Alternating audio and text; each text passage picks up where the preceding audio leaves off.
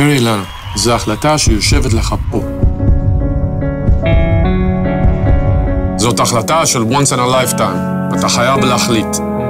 וזה לא פשוט at all. צד אחד זה לעזוב את ה-comfort zone שלך, שהוא good, אפילו very good.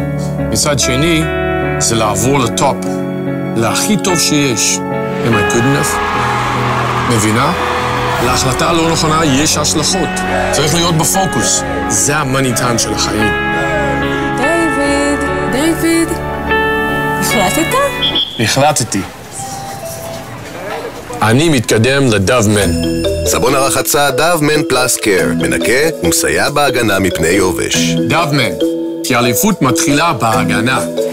דאבמן פלאס קר, נותן לך יותר.